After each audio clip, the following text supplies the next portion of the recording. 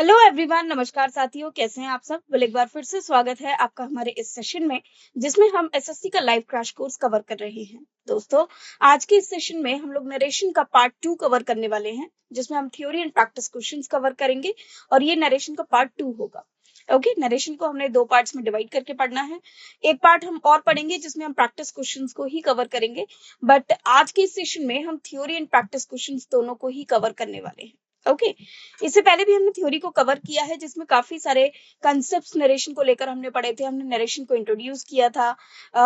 Moreover हमने narration में जो डिफरेंट टाइप्स ऑफ नरेशन है, डायरेक्ट इनडायरेक्ट स्पीच, उनको हमने डिस्कस किया था। उनके वेरियस रूल्स को, changes of pronouns, changes of subjects, changes of tenses, वो सब हमने वहां पर कवर किया था। आज के इस सेशन में हम नरेशन से ही रिलेटेड कुछ और थ्योरी को भी कवर करने वाले हैं। तो चलिए शुरुआत करते हैं आज के इस सेशन की। But before I start, let me tell you, the images used in our slide deck are for educational purposes only. We respect the intellectual property rights of the original creators and owners of these images. If you are the owner of any of the images used in this deck and have any concerns or issues, please contact us at sati@iit.ac.in and we shall remove the images. Okay? चलिए डालते हैं आज के contents पे नजर कि आज के सेशन में हम क्या कुछ कवर करने वाले हैं। In this session, we will discuss change in adjectives and adverbs. सबसे पहले हम जो चेंज पढ़ेंगे वो एडजेक्टिव्स और एडवर्ब्स का पढ़ेंगे। देखिए, हमने इससे पहले भी कुछ चेंजेस को पढ़ा है। जैसे जब हमने पढ़ा था कि रिपोर्टिंग वर्ब होता है, एक रिपोर्टेड स्पीच है। जब भी हम कभी डायरेक्ट स्पीच को एक इनडायरेक्ट स्पीच में कन्वर्ट करते हैं, so while converting all these things, हमको कुछ बातों का ध्यान रखना चाहिए। We should consider some things. Okay, and वो चीजें क्या हैं? जैसे हम सबसे पहले प्रोनाउन को चेंज करते हैं कि प्रोनाउन सब्जेक्ट के अकॉर्डिंग, ऑब्जेक्ट के अकॉर्डिंग चेंज हो जाता है ना। जैसे सब्जेक्ट एंड ऑब्जेक्ट का हम चेंज करते हैं। फिर हम टेंसेस को देखते हैं कि टेंसेस को किस तरह से चेंज किया जाता है। फॉर एग्जाम्पल, जितने भी प्रेजेंट है वो अपने पास्ट में चले जाएंगे, है ना। फ्यूचर में कंडीशनल पास्ट में चले जाते हैं। And if the tenses are of past tense, so past में भी अपने पास्ट में, for example past indefinite converts into past perfect, past continuous converts into past perfect continuous. However, past perfect and past perfect continuous में tenses में कोई change नहीं किया जाता है। Also if the tense of reporting verb is in present of future tense, तब भी हम जो रिपोर्टेड स्पीच की टेंस है उसमें कोई चेंज नहीं करते हैं। और ये सारे रूल्स को हम लोग ऑलरेडी कवर कर चुके हैं। ओके, ना यहाँ पर हम एडजेक्टिव्स एंड एडवर्ब्स की यदि बात करें, जैसे हमने वर्ब को चेंज किया था, जैसे सेड टू को चेंज किया था टोल्ड में, सेज टू को टेल्स में, एक्सेट्रा। ये सारी चीजें हम पहले पार्ट 1 में कवर कर चुके हैं। ओके, अगर आपने अभी तक वो पार्ट 1 नहीं कवर किया है, नहीं देखा है, तो आप एक बार जाकर उसको देख सकते हैं। अब हम बात कर लेते हैं एडजेक्टिव्स एंड एडवर्ब्स की। एडजेक्टिव्स क्या है? जैसे कोई भी एक वर्ड जो नाउन या प्रोनाउन को क्वालिफाई करता है। बट यहाँ पर एडजेक्टिव क्या हो जाते हैं? जैसे दैट डे, एडवर्ब्स है, जैसे that day, yesterday, today, all these are adverbs. Okay, जो व्हेन का हमको रिप्लाई करें। और बहुत सारे एडजेक्टिव्स भी हैं, तो उनको हम चेंज कर देते हैं अकॉर्डिंग टू दी रिक्वायरमेंट। अब वो क्या रिक्वायरमेंट्स होंगी? फॉर एग्जाम्पल प्रीवियस डे, है ना। अगर हम बात करते हैं येस्टरडे की, तो हम उसको प्रीवियस डे लिख देते हैं, नेक्स्ट डे लिख देते हैं। तो एडवर्ब्स और एडजेक्टिव्स में इस तरह से हम लोग चेंजेस लेकर आते हैं। तो डायरेक्ट इनडायरेक्ट स्पीच को, आई मीन एक डायरेक्ट स्पीच को इनडायरेक्ट स्पीच में कन्वर्ट करते वक्त हमको इन बातों का ध्यान रखना चाहिए। और किन बातों का ध्यान रखना चाहिए, that we will discuss in this session. उसके बाद हम कन्वर्जन ऑफ इंटरोगेटिव सेंटेंसेस। अब ये कन्वर्जन किस कन्वर्जन की बात हो रही है? The direct speech into indirect speech, that is called narration. Okay, so conversion, हम किस तरह से कन्वर्जन करते हैं, किनका? इंटरोगेटिव सेंटेंसेस का। इसका मतलब यह है कि सेंटेंस यदि इंटरोगेटिव सेंटेंस हो और उसे डायरेक्ट स्पीच से इनडायरेक्ट स्पीच में कन्वर्ट करना हो, तब हम उसको कैसे कन्वर्ट करेंगे, उसके क्या रूल्स हैं, क्या एग्जांपल्स हैं, वो सब कुछ हम कन्वर्जन ऑफ इंटरोगेटिव सेंटेंसेस में कवर करेंगे। ऐसे ही हम लोग पढ़ेंगे कन्वर्जन ऑफ इंपैरेटिव सेंटेंसेस, कि यदि सेंटेंस इंपैरेटिव सेंटेंसेस हो, हम उसे कैसे कन्वर्ट करेंगे डायरेक्ट से इनडायरेक्ट सेंटेंस में। ऑल्सो फ्रेंड्स, ये जो इंटरोगेटिव सेंटेंसेस हैं, इंपैरेटिव सेंटेंसेस हैं, इनको हम ऑलरेडी जब हमने part 1, I mean sentence structure, जो सबसे फर्स्ट सेशन हमने कवर किया था, उसमें मैंने आपको हर तरह का सेंटेंस बताया था कि इंटरोगेटिव सेंटेंस क्या होते हैं, इंपैरेटिव क्या होते हैं, ऑपरेटिव क्या होते हैं। ये सारे सेंटेंसेस हम ऑलरेडी कवर कर चुके हैं। उनकी डेफिनेशन हम यहाँ पर भी एक बार कवर करेंगे। Then conversion of optative sentences, optative sentences जो विश वाले सेंटेंस होते हैं, okay, wish, pray, for example God bless you, okay, may god bless you. Well, this is all for all of you. So may god bless you is actually a kind of optative sentence. Okay, well, god bless you all.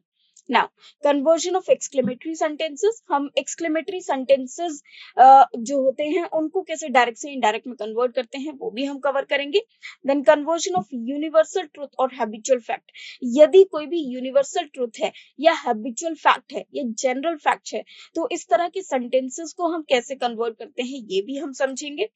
फिर conversion of hypothetical situations, hypothetical situations जिसमें ऐसा होता काश ऐसा होता, यदि ऐसा होता, या फिर इफ, जो जहां पर कंडीशंस प्रोवाइड की जाती हैं, जो कुछ भी ट्रुथ नहीं है but that is only a condition, so वो भी हम यहाँ पर कवर करेंगे. After that, conversion of simultaneous action sentences. Simultaneous मतलब जब दो sentences, दो actions एक साथ किए जा रहे हैं. Okay, दो actions एक साथ हो रहे हैं कि जब मैं पढ़ा रही थी आप नोट्स बना रहे थे, या जब मैं बोलती जा रही थी आप नोट्स लिखते जा रहे थे, तो ये होता है conversion of simultaneous actions. Okay, तो simultaneous actions जो होते हैं उनके जो sentences होते हैं उनको कैसे डायरेक्ट से इनडायरेक्ट स्पीच में कन्वर्ट किया जाता है वो भी हम यहाँ समझेंगे. After that will discuss 10 practice questions, और सबसे एंड में हम लोग 10 प्रैक्टिस क्वेश्चंस को भी यहाँ पर कवर करेंगे. ओके, जो डायरेक्ट इनडायरेक्ट स्पीच से ही रिलेटेड है और इनके हम सॉल्यूशंस को भी यहाँ पर कवर करेंगे. तो चलिए आज के सेशन की शुरुआत करते हैं. सबसे पहले हम देख लेते हैं changes in adjectives and adverbs, कि कैसे किसी एक एडवर्ब को और एडजेक्टिव को कन्वर्ट किया जाता है. अब ये कौन कौन से वर्ड्स हैं, जैसे एक वर्ड आता है हेयर, यदि हमारे सेंटेंस में एक वर्ड लिखा हुआ है हेयर और हम उसे डायरेक्ट से इनडायरेक्ट स्पीच में कन्वर्ट करते हैं तो हेयर का बन जाता है there. Now then, now converts into then, this converts into that, these convert into those, today converts into that day. Okay, today को आप लोग क्या बोल देंगे, that day. Yesterday, the previous day. Okay, last night, the previous night. Last week, the previous week. Tomorrow, the next day. Next week, the following week. Next मतलब following week. ago को हम change कर देंगे before में, दस को हम change करेंगे सो में, एंड हैंस को हम चेंज करेंगे देंस में. सिमिलरली हम लोग कम को भी गो में चेंज कर देते हैं.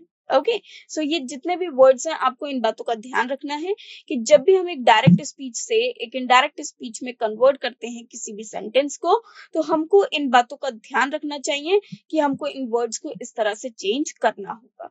Okay, also one more thing we should keep in mind, जो हम पहले भी कवर कर चुके हैं, सेड टू हमारा चेंज हो जाता है टोल्ड में, से टू टेल में, सेज टू टेल्स में. हाउएवर जब रिक्वायरमेंट होती है कुछ डिफरेंट सेंटेंसेस की तो उनको भी हम यहाँ पर पढ़ेंगे. जैसे सपोज कीजिए इंटरोगेटिव सेंटेंस है तो हम सेड टू को चेंज करते हैं आस्क्ड में, इंक्वायर्ड में, वो सारी चीजें हम यहाँ पर आज कवर करने वाले हैं. ओके, सो सिंपल सेंटेंसेस में हमको सिंपल सेंटेंसेस के वर्ड्स को यूज करना है. However if you find any of these word तो ये अकॉर्डिंग टू दीज वर्ड्स आप उनको चेंज करेंगे. तो हेयर को देयर में, नाउ को देन में, दिस को दैट में, दिस को दोज में, टुडे को दैट डे में, यस्टरडे को the previous day, last night the previous night, last week the previous week, tomorrow the next day, next week the following week, ago, before, thus, so, hence, that's, etcetera. Okay, चलिए तो अब हम यहाँ पर सारे rules को one by one cover करना शुरू कर देते हैं. ओके, अब हम आ जाते हैं सबसे पहले conversion of interrogative sentences. Okay, अब सबसे पहले हम इंटरोगेटिव सेंटेंसेस की डेफिनेशन देखेंगे क्या होती है. Interrogative sentence are sentences that ask questions. सबसे पहले तो हम ये समझ लेते हैं कि इंटरोगेटिव सेंटेंसेस होते कौन से हैं. इंटरोगेटिव सेंटेंसेस वो सेंटेंसेस हैं जिसमें हम क्वेश्चंस पूछते हैं, मतलब इन सेंटेंसेस के थ्रू हम किसी से क्वेश्चन पूछते हैं, ये क्वेश्चन वाले सेंटेंसेस हैं. They are used to elicit information, clarity, details और इंक्वायर अबाउट समथिंग. ये किसी से कोई इंफॉर्मेशन निकालने की कोशिश करते हैं, मतलब जब हम किसी से कोई क्वेश्चन पूछते हैं, किसी से कोई इंफॉर्मेशन को निकालना चाहते हैं, डिटेल्स को क्लैरिफाई करना चाहते हैं, या फिर किसी बात के बारे में पूछताछ करना चाहते हैं, तब हम इंटरोगेटिव सेंटेंसेस का यूज करते हैं. Okay, for example what is your name, Interrogative sentences typically begin with an interrogative word like who, what, where, when, why or how. एक इंटेरोगेटिव सेंटेंस होता है वो एक इंटेरोगेटिव वर्ड से, इंटेरोगेटिव वर्ड को हम क्वेश्चन वर्ड के नाम से भी जानते हैं। ओके, सो वो एक इंटेरोगेटिव वर्ड से शुरू होता है जो कि है who, what, where, when, why और हाउ, और with an auxiliary modal verb, या फिर उसकी शुरुआत होती है एक ऑक्सिलरी मोडल वर्ब से। ओके, ऑक्सिलरी मतलब जो हेल्पिंग वर्ब्स होते हैं, ये मोडल वर्ब्स होते हैं, like is, are, does, will, would etcetera. Okay, तो इनसे भी हम एक इंटरोगेटिव सेंटेंस की शुरुआत कर सकते हैं। For example, will you go, do you go there every day.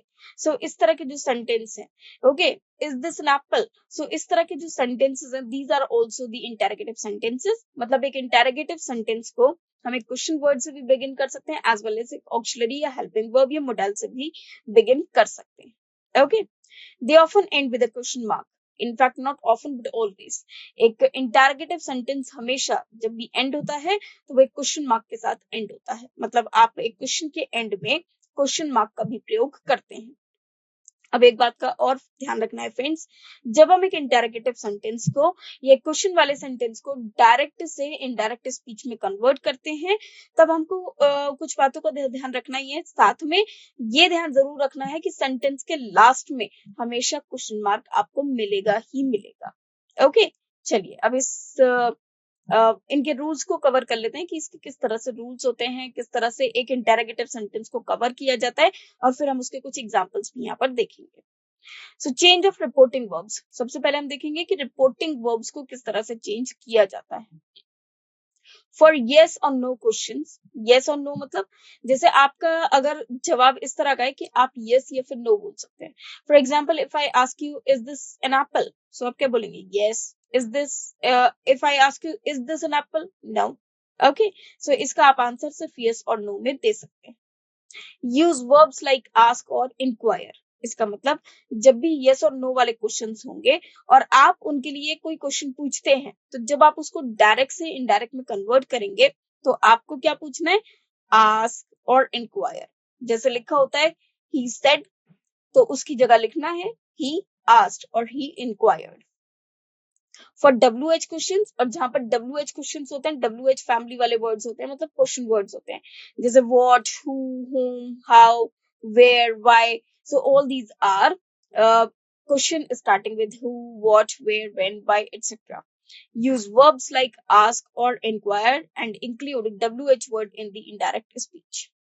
Use of conjunctions, yes और नो, अगर सेंटेंस में यस और नो वाले क्वेश्चंस हो तो यूज इफ और वेदर, मतलब जो आप कॉमा और इन्वर्टेड कॉमास को रिप्लेस करके अभी तक दैट का प्रयोग किया करते थे, इस बार हमें दैट का प्रयोग नहीं करना है। इनफैक्ट हमें इस बार अगर यस और नो वाले क्वेश्चंस हो, मतलब वो क्वेश्चंस जो कि एक हेल्पिंग वर्ब से स्टार्ट होते हैं, उस केस में हमें इफ और वेदर का प्रयोग करना है।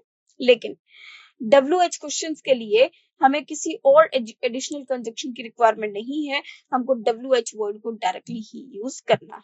देखिए, अभी हम इसे सेंटेंस के साथ पढ़ेंगे। जैसे हम कॉमा और इन्वर्टेड कॉमास होते हैं, तो हम कॉमा इन्वर्टेड कॉमास को रिप्लेस करके अभी तक दैट का प्रयोग किया करते थे सिंपल सेंटेंसेस में, लेकिन इंटरोगेटिव सेंटेंसेस में हम कॉमा और इन्वर्टेड कॉमास को हटाकर उसके प्लेस पर इफ या वेदर का प्रयोग करेंगे, या फिर WH वर्ड, मतलब जो क्वेश्चन वर्ड है जैसे व्हेन, वेयर, व्हाई एटसेट्रा, इनका डायरेक्ट प्रयोग करेंगे।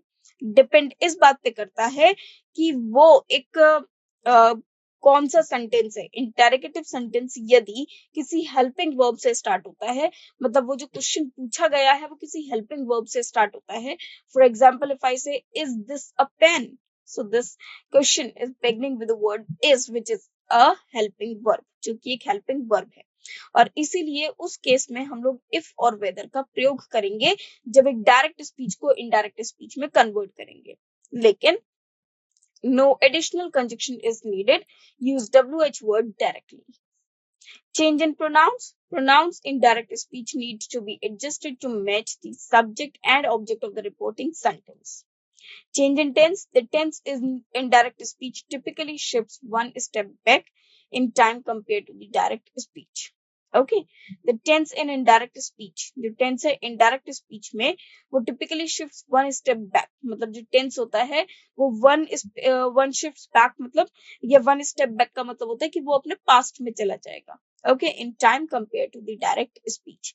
जब एक आप डायरेक्ट स्पीच के सेंटेंस को इनडायरेक्ट स्पीच में कन्वर्ट करते हैं तो वो एक स्टेप बैक कर लेता है, मतलब जैसे प्रेजेंट इंडेफिनिट है तो वो पास्ट इंडेफिनिट में चेंज हो जाएगा, प्रेजेंट कंटिन्यूअस है तो वो पास्ट कंटिन्यूअस में चेंज हो जाएगा, प्रेजेंट परफेक्ट है तो वो पास्ट परफेक्ट में चेंज हो जाएगा, प्रेजेंट परफेक्ट कंटिन्यूअस है तो वो पास्ट परफेक्ट कंटिन्यूअस में चेंज हो जाएगा, पास्ट इंडेफिनिट है तो वो पास्ट परफेक्ट में चेंज हो जाएगा, पास्ट परफेक्ट है तो वो पास्ट परफेक्ट को चेंज नहीं करेंगे, पास्ट कंटिन्यूअस है तो पास्ट परफेक्ट कंटिन्यूअस में चेंज हो जाएगा, पास्ट परफेक्ट कंटिन्यूअस में कोई चेंज नहीं करते हैं।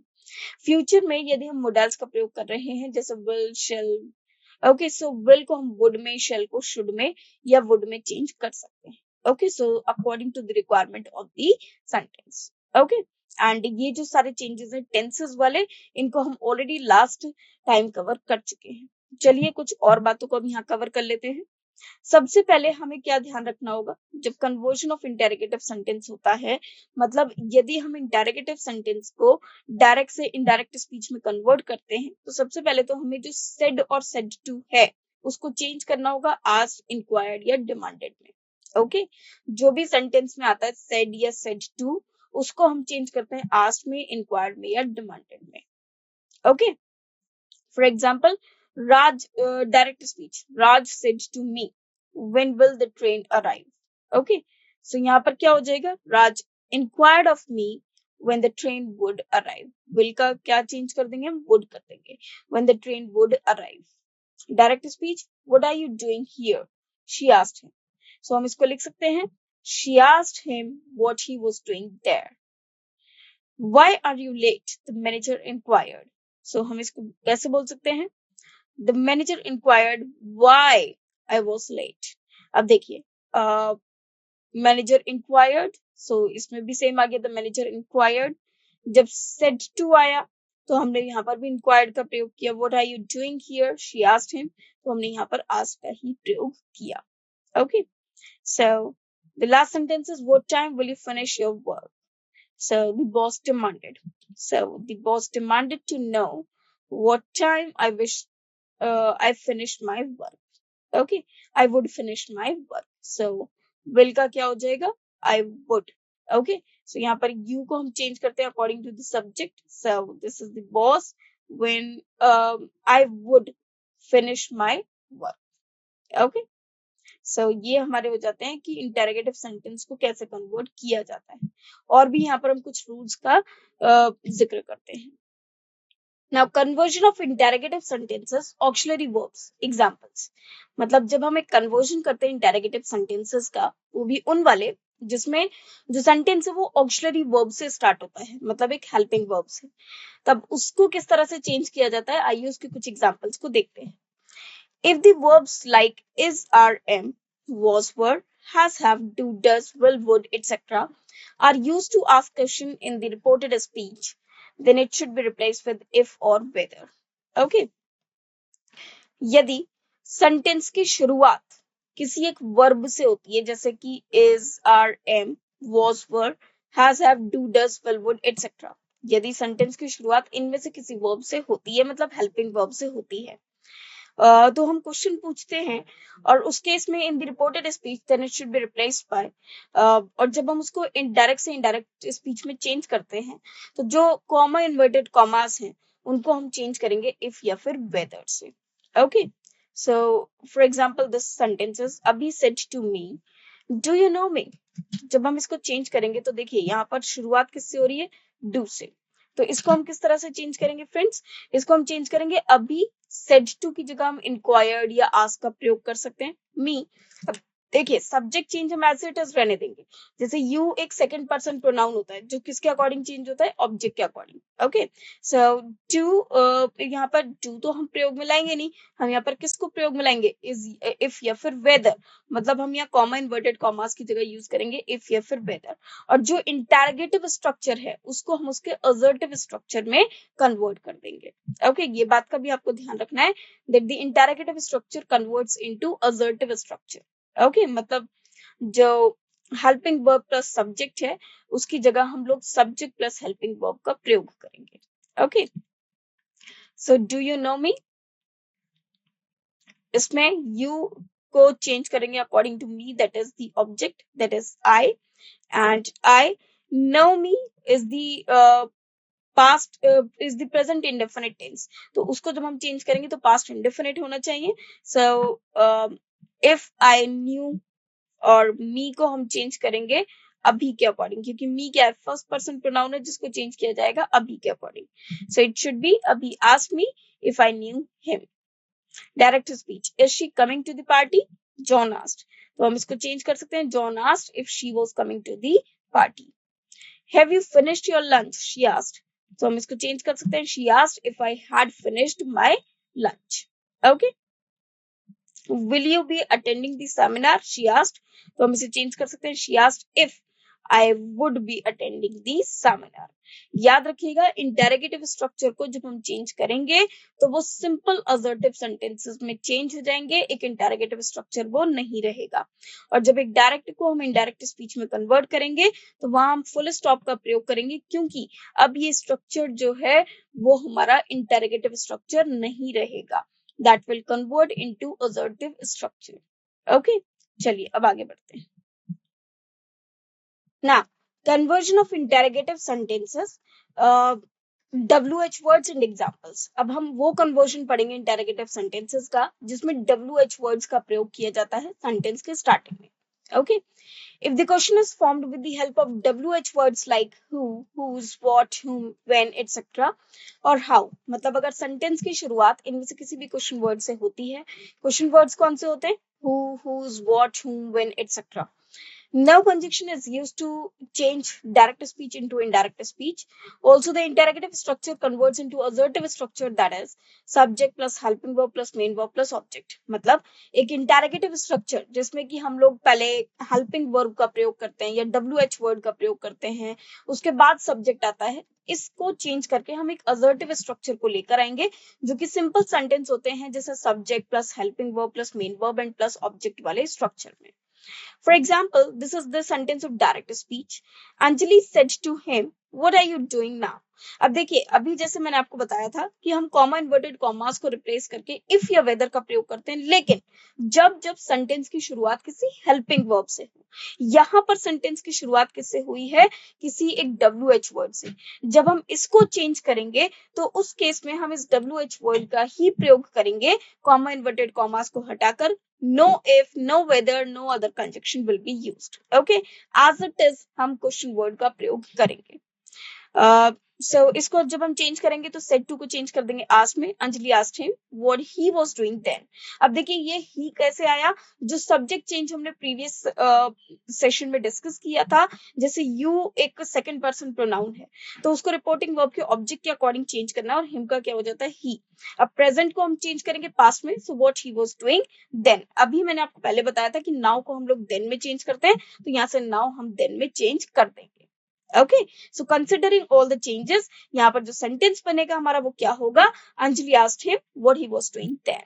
Okay, now direct speech. Who is responsible for this project? The manager asked. तो जब हम इसको चेंज करेंगे तो क्या हो जाएगा? The manager asked who was responsible for the project. अब देखिए manager asked as it is आ गया. Who was responsible? अब इसकी जगह क्या हो जाएगा? Was responsible for the project. Where did you go for the vacation? They asked. अब देखिए ये सेंटेंस है हमारा किसमें है? पास्ट इंडेफिनिट में. सो पास्ट इंडेफिनिट चेंज होता है पास्ट परफेक्ट में. So they asked. Okay, where. अब वेयर को हम एज इट इज लिखेंगे, वेयर आई हैड. अब देखिए यू को हम कैसे चेंज करेंगे? अकॉर्डिंग, क्योंकि यू एक सेकंड पर्सन प्रोनाउन है जिसमें रिपोर्टिंग वर्ब का ऑब्जेक्ट काम आता है, लेकिन यहाँ तो ऑब्जेक्ट है ही नहीं कोई भी. और जब ऑब्जेक्ट कोई ना हो उस केस में हम थर्ड पर्सन या फर्स्ट पर्सन में से कोई सा भी पर्सन यूज कर सकते हैं. अब उन्होंने पूछा तो ऑब्वियसली मुझसे ही पूछा होगा, तो हम लिख सकते हैं they asked where I had gone for vacation. Okay, और पास्ट इंडेफिनिट को हम चेंज कर देते हैं पास्ट परफेक्ट टेंस में. Why did you choose this color? She asked. So इसमें change हो जाएगा. She asked why I had chosen that color. This का क्या change हो जाएगा? That हो जाएगा. Okay. नेक्स्ट पर आ जाते हैं इंपैरेटिव सेंटेंसेस, इसकी डेफिनेशन देख लेते हैं। Imperative sentences are sentences that get commands, request, instructions और suggestions. They direct someone to perform an action or to refrain from doing something.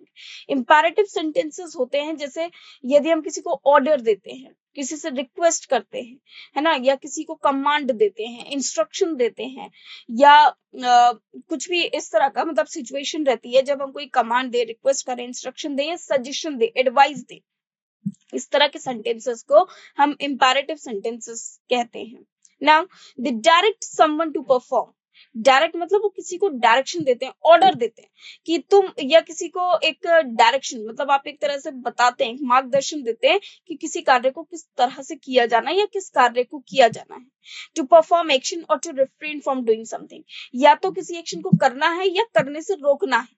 जैसे मान लीजिए टीचर्स हैं, वो क्लास में कहती हैं कि भाई बातें बंद करो, है ना, तो ये किसी कार्य को करने से रोक रही हैं, बातें करने से रोक रही हैं। ओके, फॉर एग्जांपल से स्टॉप राइटिंग, ओके, अब राइट करना बंद कर दो। तो ये क्या होता है, ये इंस्ट्रक्शंस है, किसी को किसी कार्य करने से रोकना है, refrain from doing something. Okay, unlike other sentence types, imperative sentences typically have an implied subject. अब देखिए, जब भी हम कोई सेंटेंस अभी तक हमने देखा तो उसमें subject plus verb plus object तीनों ही हमारे पास रहे हैं, या तो सिर्फ सब्जेक्ट और वर्ब रहा है, लेकिन यहाँ पर एक implied सब्जेक्ट होता है। implied how?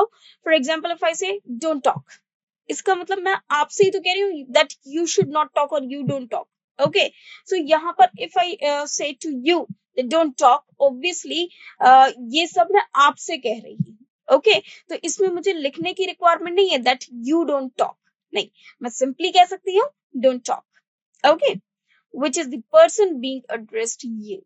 Okay, the subject is often omitted because it is understood from the context.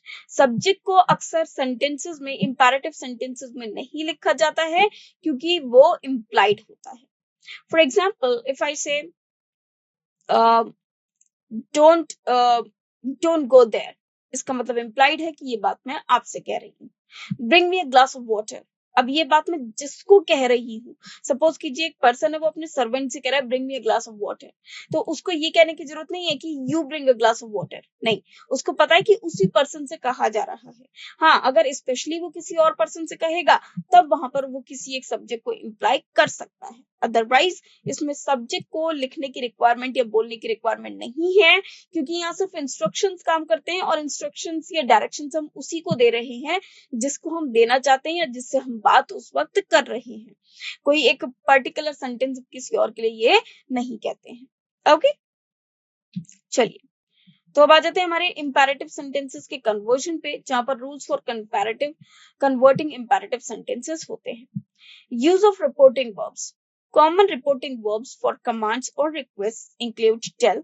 अब जो भी हमारी रिपोर्टिंग वर्ब्स हैं उसमें हम लोग क्या वर्ड्स का प्रयोग करते हैं? Tell, ask, order, advice, request, warn, etcetera.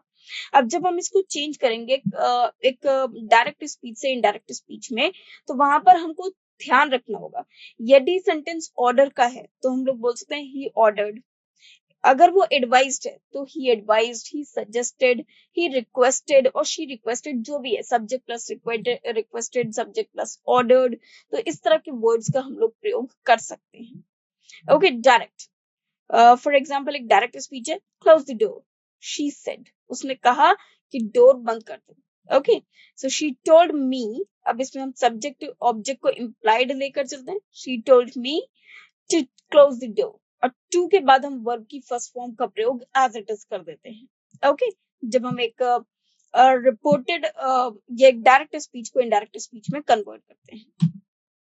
Remove the imperative mood. Convert the imperative subject into the base form following to plus infinitive. अब देखिए, इन्होंने सेकंड रूल हमको बताया कि अभी हमने क्या चेंज किया था, जो हमने चेंज किया सेड टू को किस में चेंज किया, या हमने कौन कौन से वर्ड्स का यहाँ पर प्रयोग किया। मोर ओवर, जब हम यहाँ पर चेंज करते हैं, कन्वर्जन करते हैं, अभी तक हम पढ़ रहे थे कि जो भी टेंस होगी वो अपने पास्ट में चली जाती है, लेकिन यहाँ पर हमें क्या करना होता है, जैसे हमने रिक्वेस्टेड लिखा तो इसको हमने पास्ट में लिख दिया, ऑर्डर लिखा तो हमने इसको पास्ट में लिख दिया, रिमेनिंग सेंटेंस में हम लोग यूज करेंगे वैसे ही दैट का प्रयोग करेंगे, या फिर टू का, और टू के साथ वर्ब की फर्स्ट फॉर्म का। ओके, देखिए, जैसे हमारे पास सेंटेंस है, please sit down, he said. जब हम इसको कन्वर्ट करेंगे तो हम क्या बोलेंगे? He requested me to sit down. Okay, so यहाँ पर सब्जेक्ट implied हम रख लेते हैं, तो he requested me to sit down. Okay, चलिए अब आगे बढ़ते हैं. Change the pronouns. अब pronouns की किस तरह से चेंज किया जाएगा? Adjust pronouns to match the subject and object of the reporting sentence. ये हमने पहले ही जो इससे पहले वाला सेशन था उसमें हमने कवर किया था कि pronouns को किस तरह से चेंज किया जाता है. जैसे लगा don't touch that, she want, उसने वॉन्ट किया कि उसको नहीं छूना. अब देखिए जब हम इसको चेंज करेंगे तो क्या हो जाएगा? शी वॉन्ट मी, हम अज्यूम कर लेते हैं कि मुझसे कहा था, she want me not to touch that. अब इसमें टू टच दैट नहीं लिखेंगे क्योंकि उन्होंने वॉन्ट किया किसके लिए? टच ना करने के लिए. तो इसलिए हम नॉट टू का प्रयोग करेंगे, नॉट टू टच दैट. हम इसमें और भी वर्ड्स का प्रयोग कर सकते हैं जैसे forbid me, prevented me from touching that, she forbid me to touch that. Okay, लेकिन फॉरबिड और प्रिवेंट जब भी आएगा तो आप लोगों को नेगेटिव नहीं बल्कि पॉजिटिव सेंटेंसेस का प्रयोग करना है क्योंकि prevent forbid already negative words ही होते हैं जिनका मतलब होता है रोकना. Okay, commands. For direct commands और orders use to plus base form of the verb. Finish your homework, the teacher said. So it should be the teacher told us to finish our homework. Okay, or the teacher ordered us to finish our homework. Okay. Next, request. For polite request, use verbs like request, ask, or advise, and often use to plus base verb. Base verb means verb first form. Could you help me with this? She asked. She asked me to help her with that. This का क्या हो जाता है friends? That हो जाता है.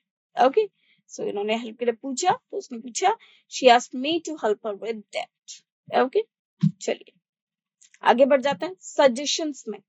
For suggestions, you suggest or recommend any tip and typically use that subject plus should plus base verb. So जब भी suggestion की बात आएगी तो आप should का प्रयोग कर सकते हैं. Direct speech, you should try the new restaurant, he suggested. So he suggested that I should try the new restaurant. हम इसमें ऐसे भी लिख सकते हैं he suggested me to try the new restaurant. Okay, हम इस तरह से भी लिख सकते हैं सेंटेंस को. Okay, चलिए अब आगे बढ़ते हैं. अब कुछ और एग्जांपल्स को देख लेते हैं. The captain said to soldiers stand at ease. तो यहाँ पर हो जाएगा the captain commanded the soldiers to stand at ease. Obviously जो captain है वो soldiers को command करेंगे. Turn off the lights, he said. So he told us to turn off the lights, or he ordered us to turn off the lights. Take your shoes off before entering, the host said. So the host instructed us to take our shoes off before entering. Please send me the report, she said. So she requested me to send her the report. Also one more thing, please से start हुआ वो sentence request होता है. जब हम request word का प्रयोग करते हैं तब हम दोबारा से please का प्रयोग नहीं करेंगे. Okay? चलिए next पे बढ़ जाते हैं. अब और भी कुछ sentences को देख लेते हैं. जैसे could you pass me the salt? He asked. So ये हो जाएगा he asked me to pass him the salt. You should read this book, he advised. So इसमें हो जाएगा he advised me to read that book. Why don't you take a break? He suggested. So he suggested that I take a break. Okay? So इस तरह के जो sentences हैं इस तरह से हम उनको डायरेक्ट से इनडायरेक्ट स्पीच में कन्वर्ट कर सकते हैं. Okay? चलिए अब आगे बढ़ते हैं और कुछ एग्जांपल्स की तरफ. Be careful with that knife, she warned. So ये हो जाएगा she warned me to be careful with that knife. The guide warned us not to go near the edge. So इस sentence में जो हम conversion करेंगे वो हो जाएगा it warned us not to go near the edge. Don't go near the edge, the guide said. तो change करेंगे the guide warned us not to go near the edge. Okay, मतलब किनारे की तरफ नहीं जाना. Okay, चलिए अब आगे बढ़ते हैं. अब आ जाते हैं कन्वर्जन ऑफ ऑप्टेटिव सेंटेंसेस पर. अब आ जाते हैं कन्वर्जन ऑफ ऑप्टेटिव सेंटेंसेस पर. ऑप्टेटिव सेंटेंसेस क्या होते हैं आइए जानते हैं. Optative sentences are sentences that express wishes, desires, hopes और प्रेयर्स. ऑप्टेटिव सेंटेंसेस वो सेंटेंस होते हैं जो कि विशेस मतलब इच्छाओं को एक्सप्रेस करते हैं, काश ऐसा होता, या फिर हम बोलते हैं कि आप भगवान करे कि आपकी लंबी उम्र हो, तो इस तरह से जो विश की जाती है किसी के लिए। डिजायर्स कि आप हमेशा सक्सेस करें, if I have that car, hopes उम्मीदें, I hope this situation will get better. Prayers यदि हम किसी के लिए प्रे करते हैं, okay, I pray that you get well soon. So इस तरह के जो सेंटेंसेस होते हैं, these are known as optative sentences. They convey the speaker's desire for something, ये मैसेज देते हैं स्पीकर की डिजायर का, मतलब ये बताते हैं कि स्पीकर की क्या डिजायर है, क्या इच्छा है, फॉर समथिंग टू हैपन, किसी चीज के लिए कि क्या हो, और express a sentiment about what they wish to be true, और उनके इमोशंस को कि क्या चीज वो चाहते हैं कि सत्य है। Unlike other sentence types, optative sentence often reflect personal feelings. और sentences की तरह ही, लेकिन ये उनसे कुछ अलग है क्योंकि ये एक पर्सनल फीलिंग को एक्सप्रेस करते हैं। यदि आप किसी को आशीर्वाद दे रहे हैं या किसी का आशीर्वाद आपको मिल रहा है, जैसे कोई आपसे कहे कि गॉड ब्लेस यू, तो ये ऑब्वियसली उनके अंदर का एक फीलिंग है, एक सेंटिमेंट है कि वो आपको किस तरह से आशीर्वाद देना चाहते हैं या आशीर्वाद देना चाहते हैं। Or aspirations and are typically characterized by their use of verbs that indicate a wish or desire. Okay, चलिए, तो आइए पढ़ते हैं कि हम ऑप्टेटिव सेंटेंसेस में किस तरह से कन्वर्जन कर सकते हैं। तो सबसे पहले हम rules for converting optative sentences को कवर करेंगे। यूज अप्रोप्रिएट रिपोर्टिंग वर्ब्स, सबसे पहली बात तो रिपोर्टिंग वर्ब्स को हमें अप्रोप्रिएटली यूज करना है।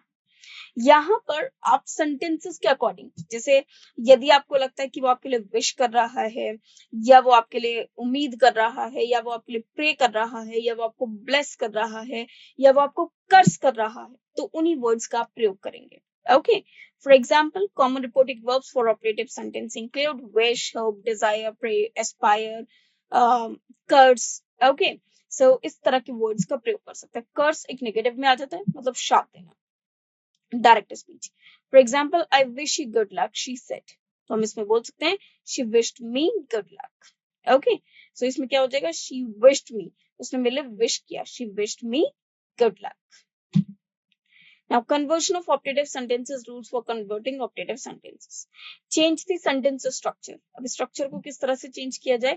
तो optative sentence should often use a verb, or often uses, the optative sentence often uses a verb in the sentence form wish, hope, followed by the content of the wish or hope. For example, may you have a successful career, he said. So he hoped that I, अब you का हो जाएगा I would. देखिए, जब भी हमारे पास हम किसी के लिए कुछ विश करते हैं, किसी के लिए कोई होप करते हैं, तो हम उसमें मे का प्रयोग करते हैं। For example, may God bless you.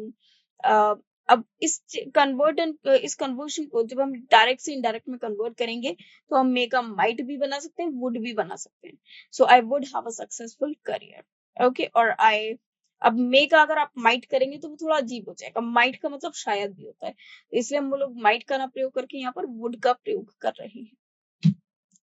Adjust pronounce, pronounce को हमें वैसे ही चेंज करना है जैसे हम पहले करते आए हैं, जो हमने सेशन 1 में कवर किया है। Pronoun should be changed to fit the perspective of the reporting sentence. Okay, pronoun को भी चेंज किया जाना चाहिए ताकि जो सेंटेंस का पर्सपेक्टिव है कि किसके द्वारा किसके लिए कुछ विश किया गया, तो वो सेम रहे। May you live long and prosper, she said. So she wished that I might, may को किस में चेंज कर देंगे, might में, I might live long and prosper. Next पर आ जाते हैं टेंस चेंजेस। टेंस चेंजेस वैसे ही करेंगे जैसे अभी तक हम करते आए हैं। Optative sentence often use present or past forms of verbs. In indirect speech, maintain the structure of the wish or hope without significant tense shifts. Now, first is, I hope you succeed, he said.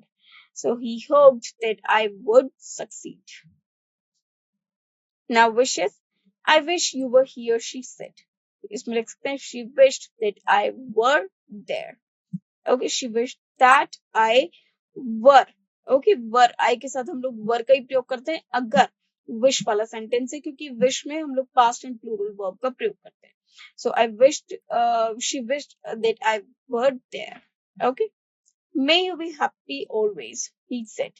So here we should write he wished or he blessed that I might be happy always. Okay, चलिए next पर आ जाते हैं। I hope you win the game, she said. So इसमें हो जाएगा she hoped that I would win the game. I hope it does not rain tomorrow, he said. He hoped that it would not rain the next day. Tomorrow को हम लोग convert कर देते हैं next day में. Okay? Tomorrow is converts into the next day.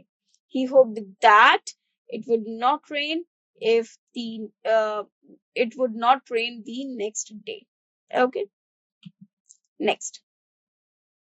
चलिए अब आ जाते हैं कन्वर्जन ऑफ ऑप्टेटिव सेंटेंसेस के और कुछ एग्जांपल्स पे जो कि डिजायर्स के साथ जुड़े हुए हैं. Direct speech. I wish for a peaceful world, he said.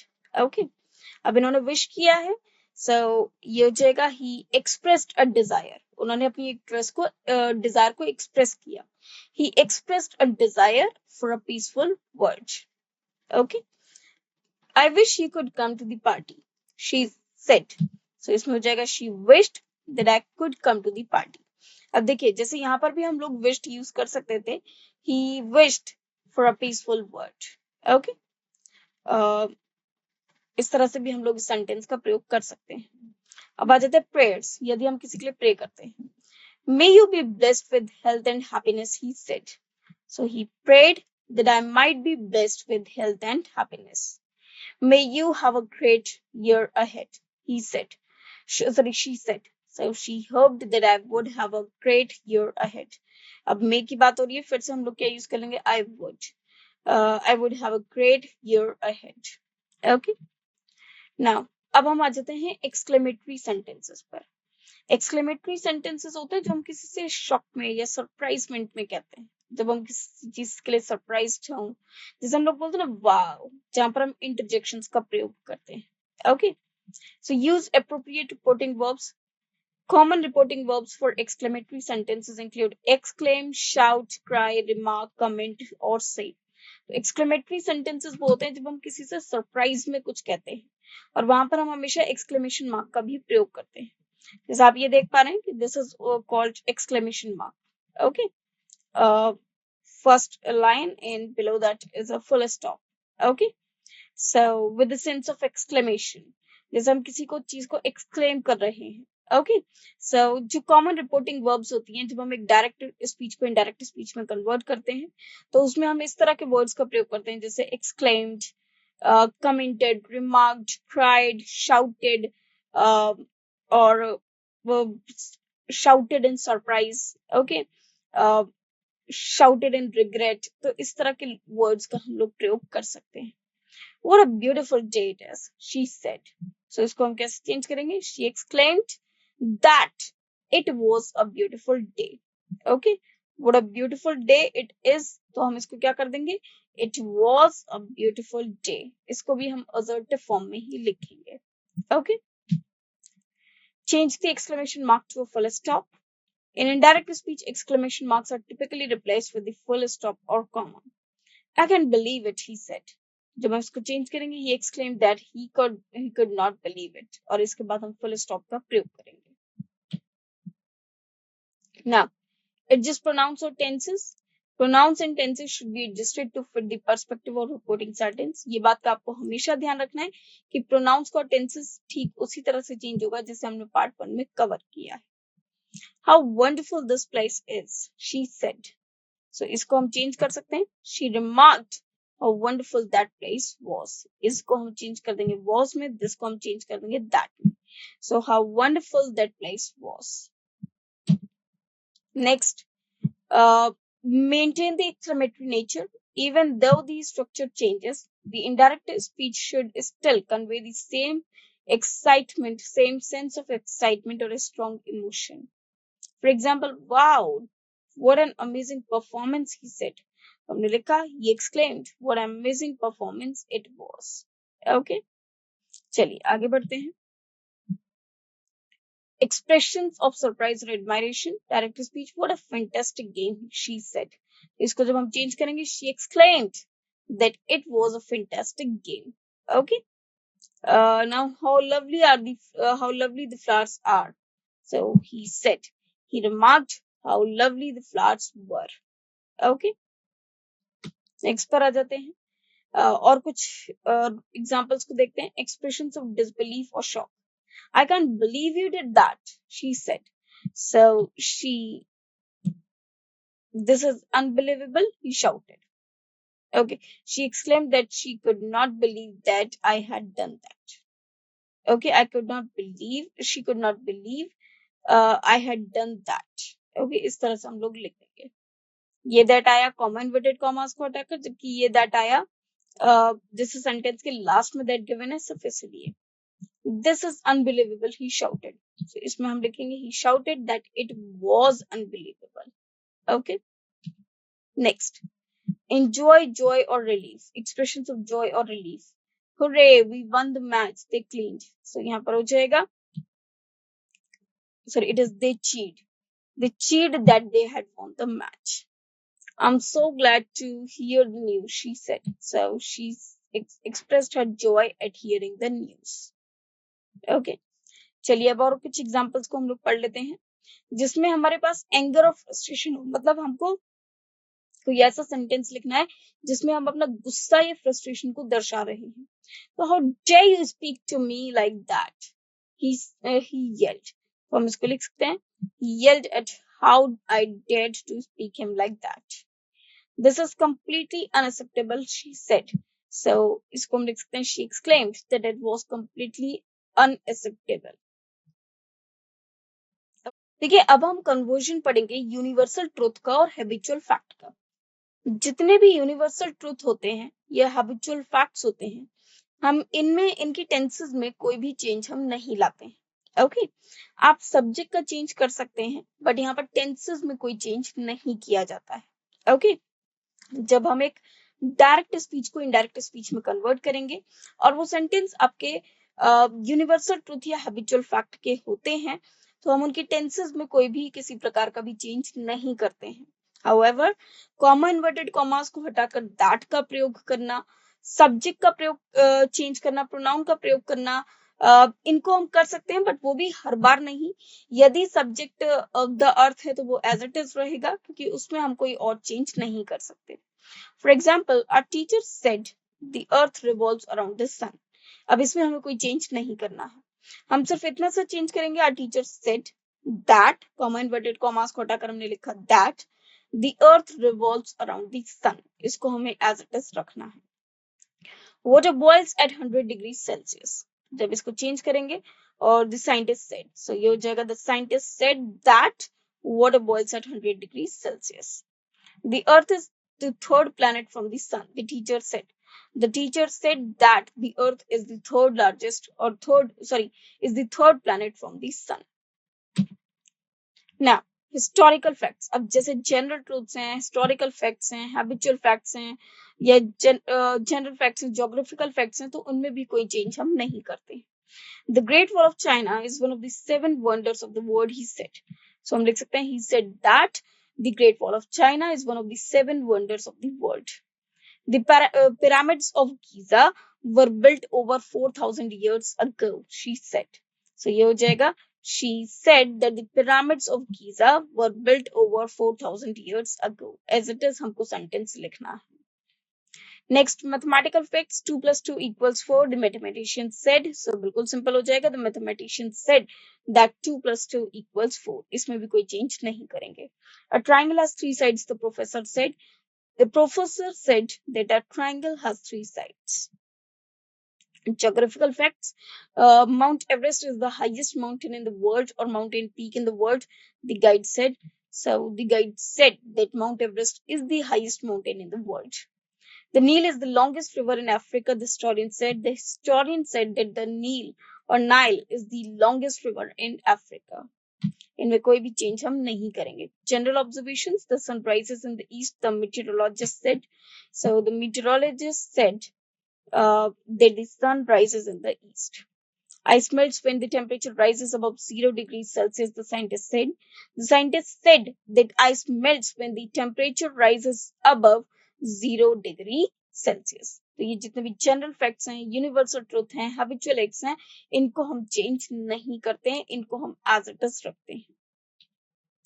फिर आ जाते हैं हाइपोथेटिकल सिचुएशन के कन्वर्शन पे. When converting sentences with imagined conditions, imagined hypothetical मतलब imagination वाली situation, often hypothetical situations or wishes, जैसे हम कहते हैं ना काश ऐसा होता, काश में एक बर्ड होती तो उड़ जाती, तो ये hypothetical situations हैं जो next to impossible है, but सोचने में तो कुछ भी हम सोच सकते हैं. From direct into indirect speech, it is important to maintain the hypothetical nature of the condition. उस वक्त हम इस hypothetical nature of condition को maintain रखना जरूरी है. Typically, these sentences use if clauses to express imagined or unreal conditions. Here are the additional examples illustrating the conversion process. She said, if I were there, I would help him. Okay, this A is misplaced. Okay, so she said, if I were there, I would help him. So she said that if she were there, she would help him. Next, hypothetical situations. If I had known about the meeting, I would have attended. He said. उसने कहा कि अगर उसे पता होता meeting के बारे में तो उसने अटेंड की होती. अब जब हम इसको चेंज करेंगे तो हो जाएगा he said that if he had known. अब देखिए had known एक past perfect tense है. Past perfect tense में हम कोई चेंज नहीं करते हैं. तो if he had known about the meeting, he would have attended. Okay.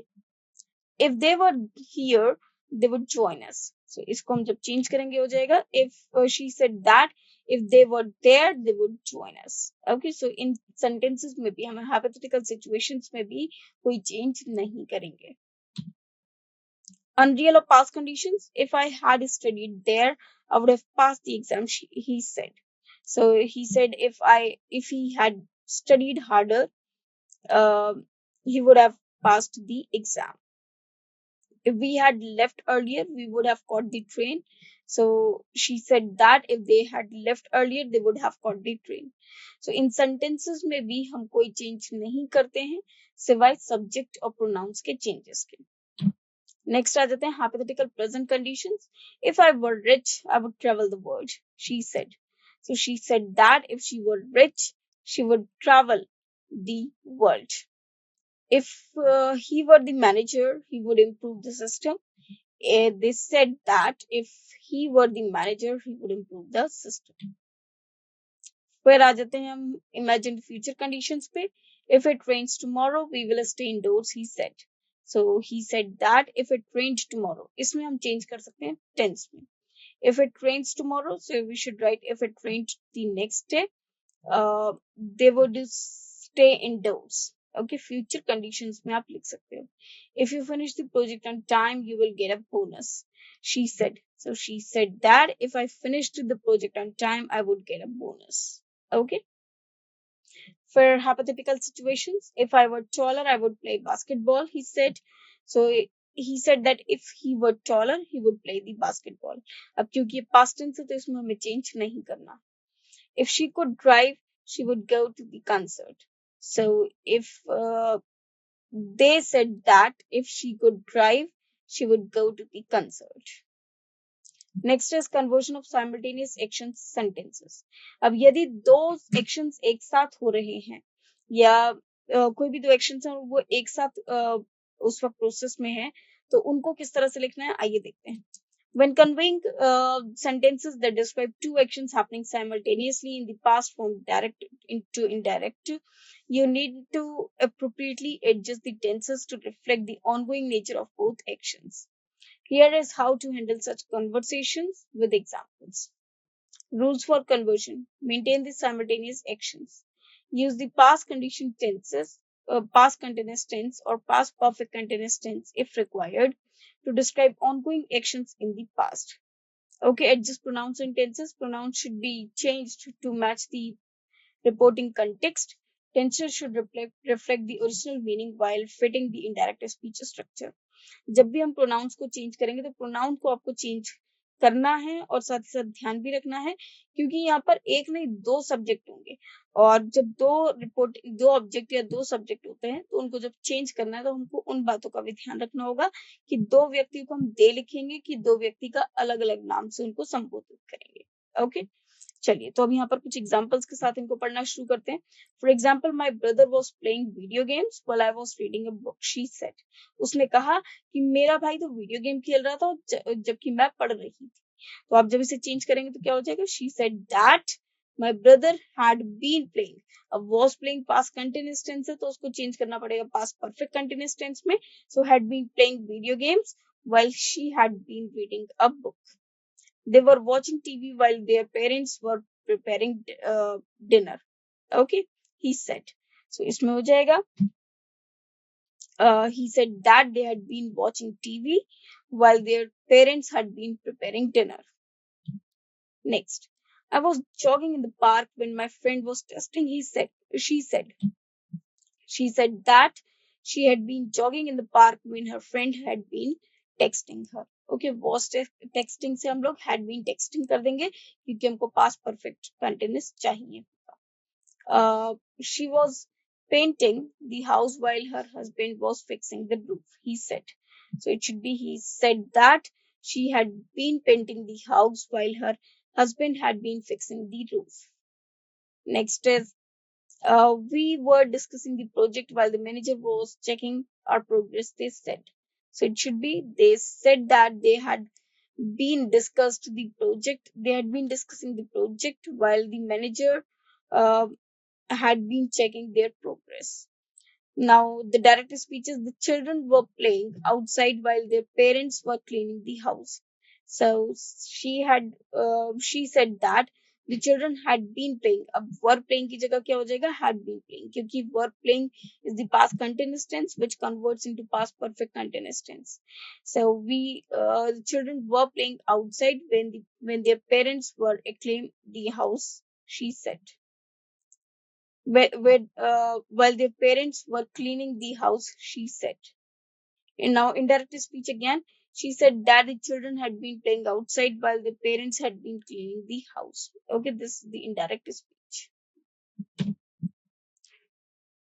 Next is again, I was cooking dinner when the phone was ringing, he said. So हम लिख सकते हैं, he said that he had been cooking dinner when the phone had been ringing. She was studying for exams while her friends were chatting, he said. So it should be, he said that she had been studying for her exams while his friends had been chatting. Okay. Next, she said my mom was cooking when I was studying. Okay. She said that her mother had been cooking when she had been studying. Okay ये तो हमारे सारे narration का हमने theory को यहाँ पर cover किया. अब चलिए अब हम यहाँ पर नरेशन के कुछ प्रैक्टिस क्वेश्चंस को करना शुरू करते हैं. यहाँ पर जो ये प्रैक्टिस क्वेश्चंस हैं ये बिल्कुल सिंपल और बेसिक क्वेश्चंस हैं जिसमें हमें डायरेक्ट इनडायरेक्ट स्पीच के रूल्स का यूज करके या उनको फॉलो करके in fill in the blanks को कवर करना है. आइए जानते हैं फर्स्ट क्वेश्चन क्या है. Find the correct word from the options given below to complete the sentence. हमें इस सेंटेंस को, जो ये सेंटेंस हमको गिवन है, इसको कंप्लीट करना है according to the rules of direct and indirect speech, according to the rules of narration, और इस पूरे सेंटेंस को हमें कंप्लीट करना है according to the options given below. The thief explained, thief ने बताया, how he dash from the jail. अब देखिए यहाँ पर एक्सप्लेन्ड मतलब पास्ट की बात हो रही है. How he dash from the jail, कि वो जेल से किस तरह से छूटा. ओके अब हाउ मतलब ये इंटरोगेटिव स्ट्रक्चर रहा है. हमें अच्छी तरह से पता है यदि सेंटेंस प्रेजेंट का हो तो हम उसको पास्ट में चेंज कर देते हैं, यदि पास्ट इनडेफिनिट का हो तो पास्ट परफेक्ट में चेंज कर देते हैं. तो the thief explained how he dash from the jail, कि वो जेल से किस तरह से छूटा था. ओके सो इस केस में हम जो आंसर रखेंगे वो लिखेंगे B, had escaped. Past perfect should be used. अब हमें यहाँ पर पास्ट परफेक्ट का प्रयोग करना है. ऐसा इसीलिए किया हमने. वैसे तो हम इसमें how he escaped from the jail भी लिख सकते थे, बट यहाँ पर अब सोचिए यदि मैं लिखती हूँ how he escaped from the jail तो आप सिचुएशन समझिए कि उसका जो डायरेक्ट सेंटेंस रहा होगा वो प्रेजेंट में रहा होगा, और प्रेजेंट में अगर मैं लिखती हूँ ही एस्केप्स फ्रॉम द जेल, इसका मतलब तो वो प्रेजेंट इंडेफिनिट हो गया, मतलब जो चीज हमेशा होती है, जो रूटीन में होती है. जबकि ऐसा नहीं है.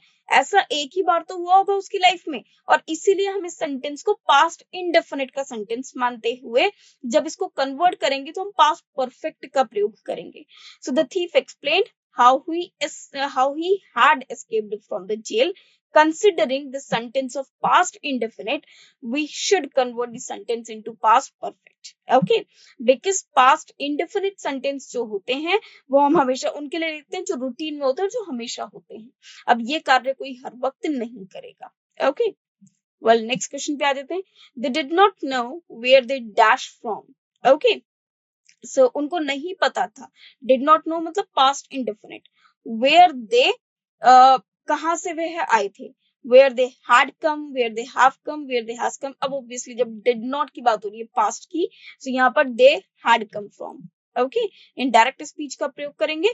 Past perfect should be used, and past perfect के rules क्या होते हैं? Subject plus had plus verb third form. Okay, so past perfect should be used. Find the correct word from the options given below to complete the sentence. Madhu has not been able to recall where. Madhu has not been able. ये present perfect tense चल रहा है. To recall where. Does she live? Where she lived? Where did she live? Or where lived the girl? So यहाँ पर simple आ जाएगा where she lived. So it should be in indirect speech. Question becomes assertive. She lived. Okay. Now the next one is the old man could not remember where he dashed his money. So could not remember, वो नहीं याद कर पा रहा था कि उसका पैसा कहाँ खोया था. तो ये कंडीशनल पास्ट है. तो यहाँ पर where he had deposited, okay, उसने अपने पैसा कहाँ डिपॉजिट किया था. So where he had deposited his money. Okay. Indirect speech and reporting verb is in the past tense. Next, he said, I dash use his car whenever I wanted. So he said, I, past tense shows a possibility. So यहाँ पर answer हो जाएगा A, where he said I could use his car whenever I wanted. कि मैं उसकी car को कभी भी यूज कर सकती थी या कर सकता था. Okay, he said, तो कर सकता था जब भी मुझे उसकी जरूरत होती थी. अब देखिए यहाँ पर लिखा है he said, उसने कहा. क्या कहा? Dash use his car whenever I wanted. तो ऐसा इसने ही तो कहा है. तो he said that, or he said I could use his car whenever I wanted. Now, find the correct words from the options given below to complete the sentence. I asked him if I dash borrow his car for a day. So if I could borrow, if I should borrow. Okay, or if I can. अब क्योंकि past की बात आ रही है तो यहाँ पर हम could का प्रयोग करेंगे. Could is the correct word. In indirect speech, could can be used. Find the correct word from the options given below to complete the sentence. We heard that Richards dashed their house recently. So Richards means जो ये एक Richards किसी एक person का नाम नहीं है, एक तरह से surname है. Okay, so we heard that Richards.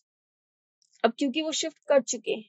Okay, so will shift नहीं आ सकता. will शिफ्ट तो फ्यूचर को शो करेगा, are शिफ्टिंग नहीं, क्योंकि वो रिसेंटली मतलब वो कर चुके हैं, और जब कर चुके होते हैं तो हम परफेक्ट का प्रयोग करते हैं. So यहाँ पर हम लोग जो प्रयोग करेंगे वो यूज करेंगे past tense that had shifted. have shifted use नहीं करेंगे क्योंकि पास्ट टेंस को हम लेकर आ रहे हैं, और जब हम एक डायरेक्ट स्पीच को इनडायरेक्ट स्पीच में कन्वर्ट करते हैं तो हम प्रेजेंट के टेंस को भी पास्ट में कन्वर्ट कर देते हैं. तो जाहिर सी बात है हैव को भी हमने पास्ट में हैड में कन्वर्ट किया होगा. तो यहाँ पर जो अप्रोप्रिएट ऑप्शन है that is C, that is had shifted. So we heard that Richards had shifted their house recently.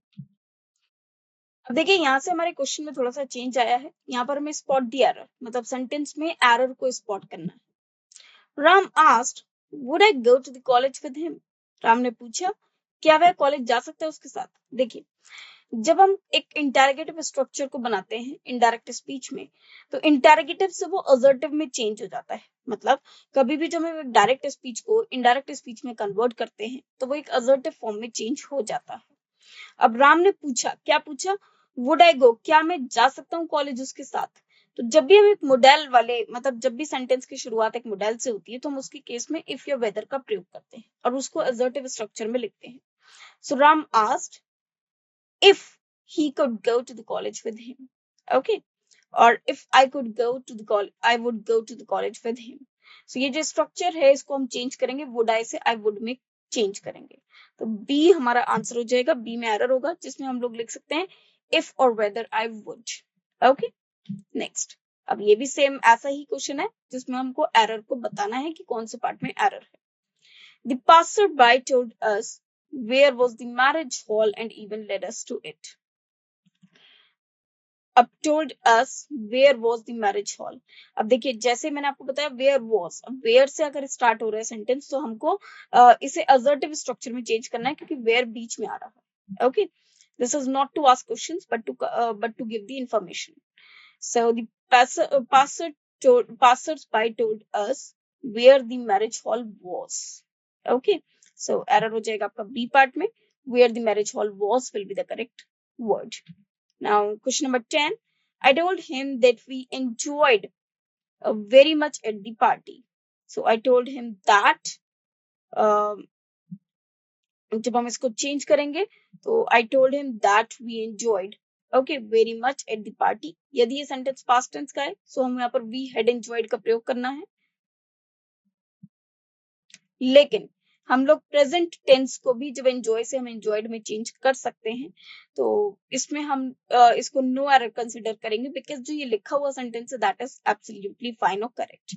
So answer is no error. Okay, well ये हमारे 10 प्रैक्टिस क्वेश्चंस थे जो हमने यहाँ पर कवर किए हैं। आई होप कि सारे क्वेश्चंस आपको अच्छे से समझ में आए होंगे, सारा कंसेप्ट आपको अच्छे से समझ में आया होगा। और इसी तरह से हम डायरेक्ट इनडायरेक्ट स्पीच के और भी कुछ क्वेश्चंस को करेंगे अपने नेक्स्ट सेशन में, जिसमें हम each and everything in detail हम लोग कवर करेंगे। ओके, तो आज के लिए इतना ही। That's all for today. अगर ऐसे ही कंसेप्ट आप जानना चाहते हैं तो बने रहिए मेरे साथ। जब तक के लिए थैंक्स टू यू।